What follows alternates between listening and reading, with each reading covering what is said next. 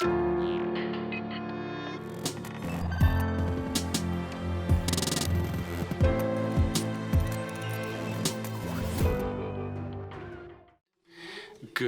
afternoon, everyone. It's a real pleasure for me to be here with you here in Paris. I'm one of the people who's been involved in ISEA for a number of years now. ISEA 2000, back in 2000, which was in a beautiful city, which was also Paris. And it was a great event to be at, and it's a great event to be at here today. Now, first of all, something a little bit special. I'm one of the veterans, and I'm not really used to these hybrid type events, at least these type of events that use multiple types of media. We're going to be showing it a little bit. I would have wanted to give my presentation with very few pictures, basically no pictures. That way, don't worry, there's not going to be any illustrations. I'm not going to be trying to win you over with pretty pictures. And that way you can fully absorb everything that I'm communicating. Now, let's get things started. Here we go. What happens if I press this button? Nothing. Fantastic. Okay. All right, maybe something.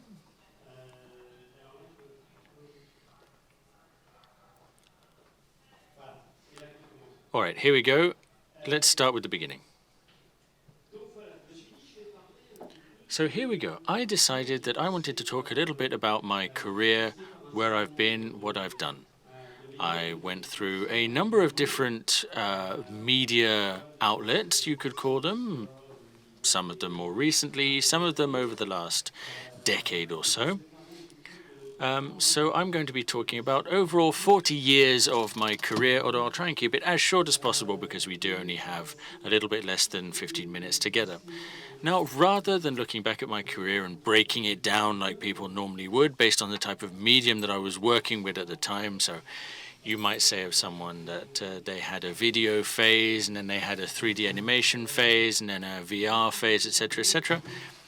So rather than that, I'm going to explain what's behind all of that. I'm going to explain why I got interested in things and how it changed the way I see art.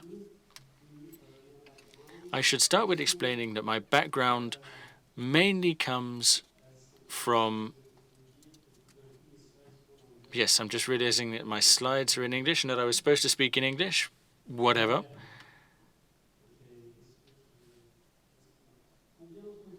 So, who here would like me to keep on in French? We have a minority in French. My English, and so we're gonna try to figure out how to be clear and understandable.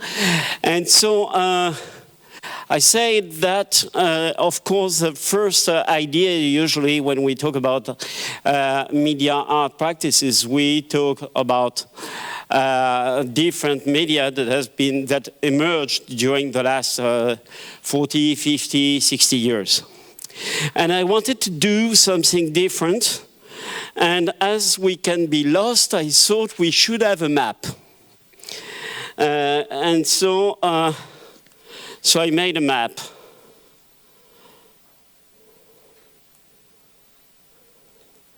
That you will see a bit later. I think this map has to be a conceptual map. That means the map that put together the different concepts that we have been developing, exploring through the different media that we have been using. And so, of course, this sent us back to this idea that is usually attributed to Leonardo, which is that la pittura è cosa mentale. So the painting is a thing from the mind. And so this is all about this idea of what do we have in mind when we use the media, and how this may help us in producing different things differently, or the same thing in a different way. And so the first thing we have to do, of course, is to deal with complexity.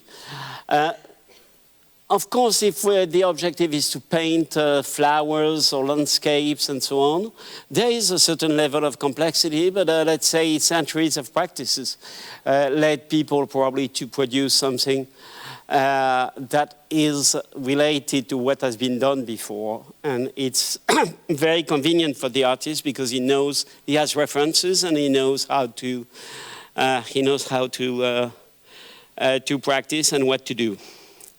And this is not what we have been doing since this time. And so I wanted to talk about 40 years of dérive, of course, in the sense of Guy Debord, the idea of drifting, rafting over the media and trying to find ways. The question, of course, is ways to go where? And so what you see here, it's a subway map. And this subway map that you cannot read is actually representing different lines of practice. And these lines correspond to different works that come after each other and show at the same time that making an artwork now is to do something that will evolve in time and not necessarily represent or present again something that we have done for once, reaching the level of perfection that any respectable artwork should reach. And of course, it's better to zoom in a little bit to understand that I started with painting, I started with drawing, but also with video artworks. But in these video artworks, I was more interested in situations, creating situations, interaction and situation. Situation is related to the fact that I asked the people that I was trying to question about what does it mean to make art in the 80s. I wanted to have them in a certain situation so they would express their answer differently. For example, Tanguy is part of one of these series. So I made videos about Buren, Tanguy, Le Gag, Villemot, and Takis, and many other artists. And then in '87, started working with 3D computer graphics. And with Zeta Production that we have created with somebody with a mustache here. I don't know where it is. Yeah, just here. We started producing 3D computer graphics image. And it was interesting for somebody coming from contemporary art, the contemporary art background, to figure out what would it mean to produce something using a computer. And so you see this map is extended and there are more and more works. And of course, I'm not telling you exactly what it is because it would be too many things and we don't have the time for that. But the interesting part, of course, is this one. Behind the map is not a categorization of the works according to media, as I said before. So we are not talking about VR, we are not talking about computer graphics or interactivity or whatever. We are talking about concepts. So what you see in the background here in gray are the different concepts that are at the origin of the project that I try to build or to explore. So I was not trying to make demos of technologies, but I was trying to figure out how the technologies would lead to different ways of making sense, producing something meaningful, producing something that is of another kind of experience, and we would like to know more about that. So the GRI things are the different concepts, and this leads to now, I mean more recently. So you see here, for example, on the left, you have situation, you have interactivity. Yes, that's something important, because I thought interactivity is the nature of our relation to the physical world and to the other people. We are interacting, and this interaction is something we could find now in making artworks, and that may be meaningful. And you see something called infrarealism, artwork as a society of agents, virtuality, which is not virtual reality, reactive architecture, and so on. Of course, this doesn't simplify the thing, and I thought to simplify is probably to hide the major points. So let's say at the beginning there is no image. It's interesting to consider the difference between making computer graphics and taking a photo of the real or the physical space. The difference is in the second situation, second case, we see something that exists already, and we try to capture how this thing is reflecting the light. And this is why we call it photography. And it's quite simple, clear, obvious, and honest. But of course, it can be something different if you use a computer to make it. If you use a computer to represent the object, we can figure out how to make a volume, a model that is similar to the equivalent in the physical world. But this is not enough. This is not enough because we need the light. Without the light, of course, we cannot see the thing. And the light, we are not capturing the light like we do it with photography. We actually compute the light out of algorithms that explain how the world reflects the light we know or we see. And this change in the conceptualization of the production process, of course, leads to something else. So in a way, we are in a post-retinal representation. That means after just capturing something that would be coded by the cones and the rods of our retina, we would try to figure out how to capture what we have in mind. And this is a big change that we may understand later with the emergence of what we call now artificial intelligence. Infrarealism is exactly that.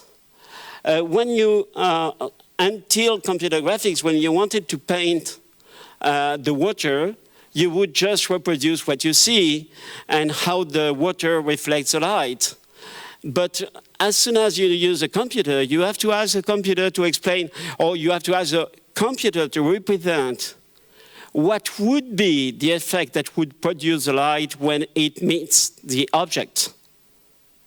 It's a result of a process, and this process, we define algorithm to execute them. It looks like a little difference, but I call this infrarealism. That means a realism of the depth, a realism of the things that happen beyond the pixel, beyond the light.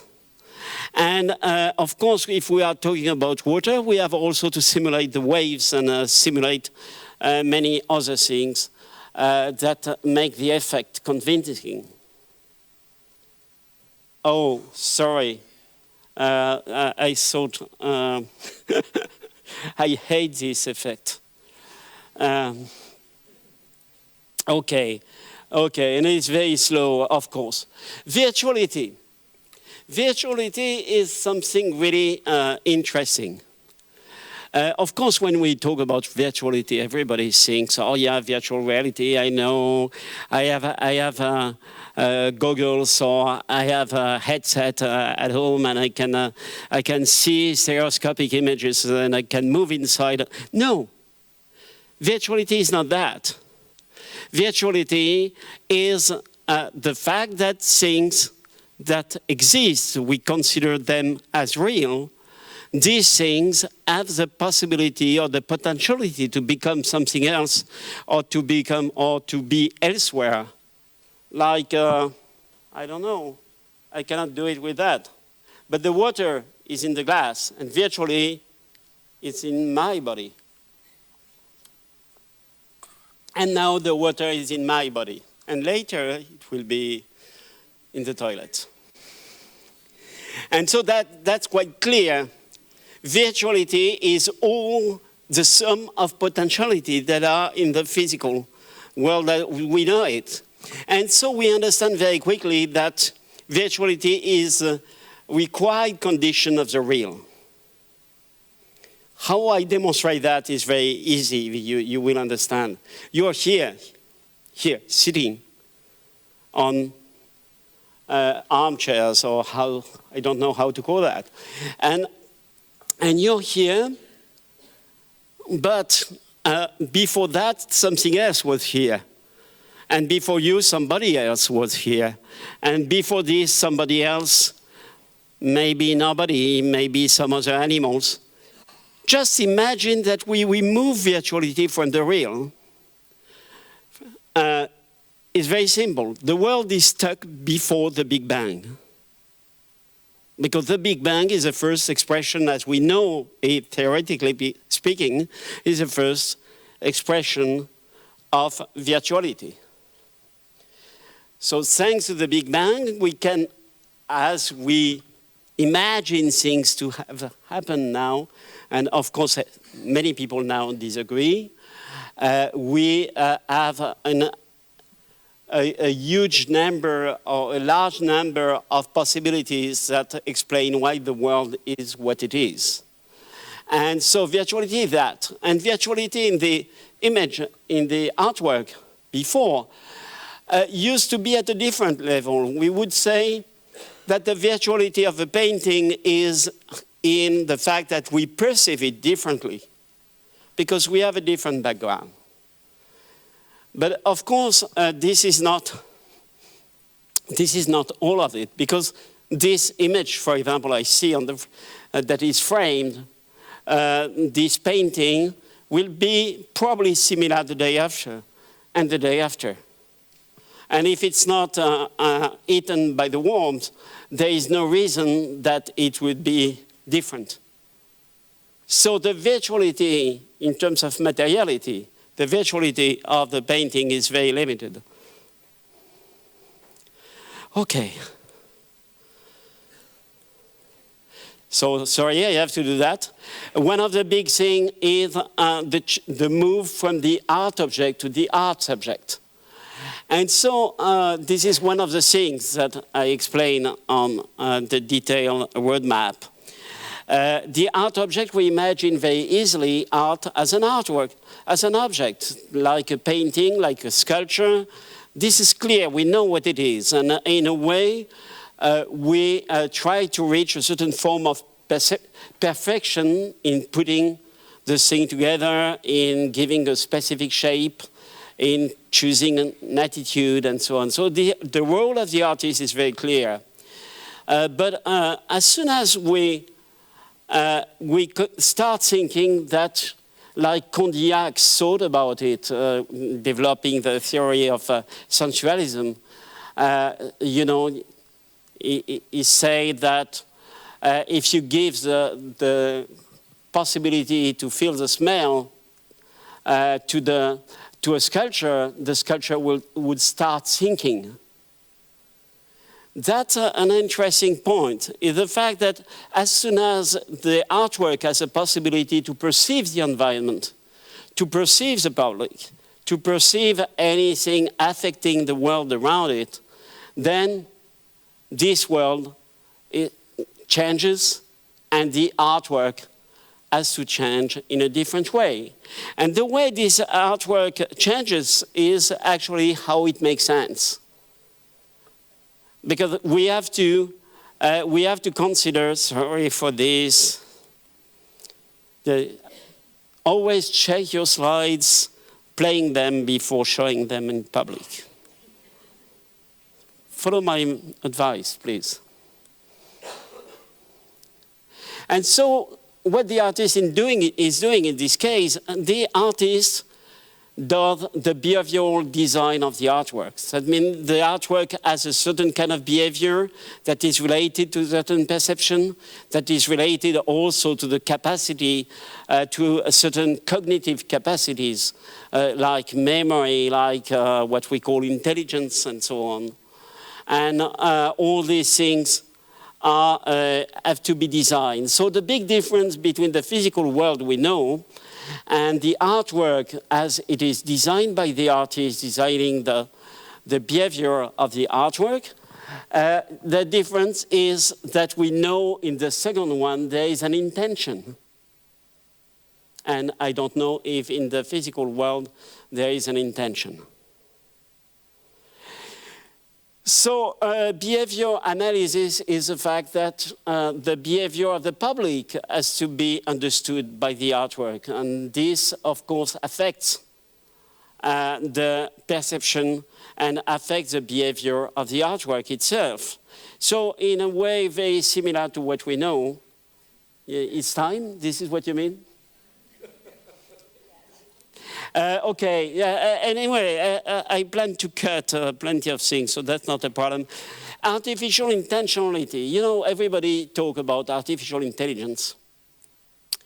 But the difference between the intention of an animal or any living being or the people and an artwork, the intention of the artwork is that the intention of the artwork has been designed by the artist.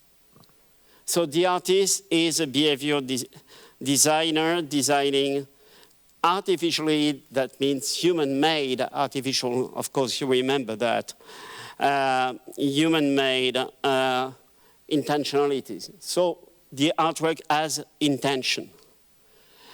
And another mutation which is very interesting and I practiced since Tunnel at the Atlantic in '95 is that the artwork can be a society of agents. So you have different people, an architect, a sound maker, a composer, a film director, you have a librarian. All these people are working together in making sense, not one entity, but a collection of entities that constitute a meaningful society. So transactional aesthetics is very important because this corresponds to what I'm working on more now, is the fact that you can also make artwork that result from giving and receiving. So artwork that provides sound and text and prompt and whatever, or provide money and get money. Transactions become something important. H2H is human-to-human interaction by opposition with business-to-business and business-to-consumer interaction. So the artist is making H2H art. So transactional art, I already explained. So the semantic mechanics of the blockchain, that's important. So the smart contract is interesting in the blockchain because this is something where you design a behavior of the money. That is totally unexpected, the money with the behavior. And this is what we do with the smart contract. So you can decide what the money can do or what will happen with the money you're actually making a transaction with. Okay, I feel the pressure. I feel it. And so the blockchain can be not only a kind of virtual white cube where you would sell artworks, but it can become a medium to interfere with a certain strata of the society. And this strata, of course, can be related to ethics, to economics, to politics. And we have an impact on that. We may have an impact on that. And I'm more interested in that. This is what I do with Value of Values project. Meiotic engine is, okay, no, I'm not going to explain that to you. So just read Plato again and Socrates, and this will become totally obvious probably, maybe. Inclination, that inclination is part of the behavior analysis, that we have some inclination that explains something about us. Conceptual ecosystem, yes, something very interesting. Brain ecosystem. So there are things that exist in an ecosystem like living beings. This ecosystem is the brain, the human brain. So abstractions, for example, exist in the human brain. And values also exist in the human brain, and they evolve in the human brain. And the human brain becomes an ecosystem where these things can evolve, have a kind of artificial life, but it's a natural life. Neurodesign is what we do sometimes using the brain in order to orient the evolution of shapes. And AI, of course, there, I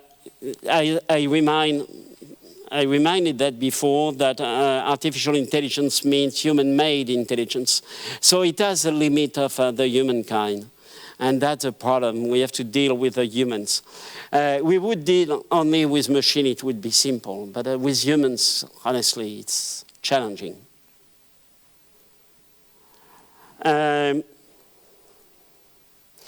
Yeah, really sorry.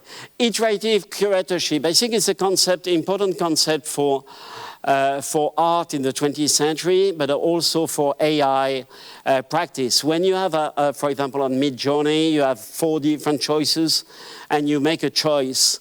And making choices one after each other, there is an iteration, and this iteration is actually orienting the dialogue with the machine, and this is how you get something closer to what you expect. So to be satisfied, you have to practice this iterative curatorship.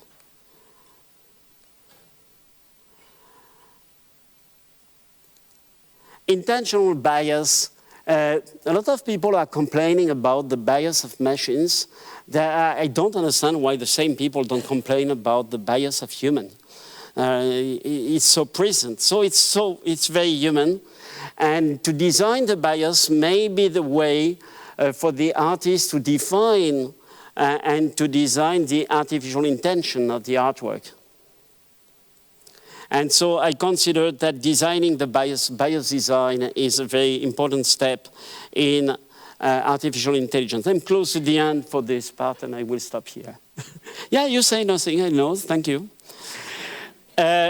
Augmented serendipity. As soon as you consider that serendipity is part of the process of art making, that means you are ready to see something around you, and suddenly I will focus on one person, I will focus on the distribution of people, I will focus on the color of the chairs, I will focus on the darkness of the room and the global feeling or reaction. And this is what artists do. Out of that, they spot something and they decide to make an artwork out of it. So that's the serendipity. Augmented serendipity is just the acceleration of the serendipity process that is made possible by artificial intelligence. Sublimation. And this is a transition with at the round table we have just now. Sublimation is a very important, a key process that really transition. Sublimation, for me, there are two concepts that explain most of human invention, recent invention, let's say. One is sublimation. Sublimation is the conversion of the world into data, into any kind of unit that we can compute with natural or artificial brain. So sublimation is how we put the world in our mind, and how we understand the world, how we memorize the world, and how we expect to act on the world. And of course, sublimation is not enough. we need more. Of course, it's a reference to chemistry that is a state of matter that goes from solid to gas without without becoming a liquid. And the concept of sublimation, of course, is very interesting for that. There is a second concept that explains the whole thing. Kill the guy who invented this function on PowerPoint. Wow. So you have plenty of time to read it. That's good.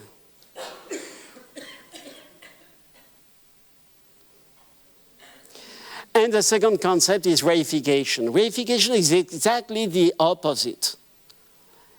The opposite of sublimation, so the conversion of the world in something that you can keep in your mind and you can treat with your mind and you can treat with artificial intelligence. Reification is the fact that from your mind, you can create an object. You can give shape to matter. You can build a world out of the mind. And the two things, sublimation and reification, are actually leading our way of conceiving things. We want everything to be in the computers. This room existed probably in a computer before. And you are in computers because we know exactly what you write, what you think, what you feel, who you know, what is your bank account and everything. All these things are somewhere, so don't worry. And I'm quite done. I'm quite done. So let's say reification is a concept coming from Marx that represent one of the basic points of capitalism. Because if you can convert feelings, for example, into objects that you can sell, it's much more marketable and you can make a lot of money. So let's forget about that. Let me just say one last thing about reification and sublimation. To understand well this thing, you have to go back to the Bible, more precisely to the Genesis. And during the 7 days, if you start reading it from the 7th day and you go backward, you will discover that the Genesis is a manual of retro-engineering the world. We can start again, we can find a way to do what a real demiurge would do if he would know the trick. And never forget that in the Bible as well, the first sentence is a prompt. Let there be light. So that's my last word.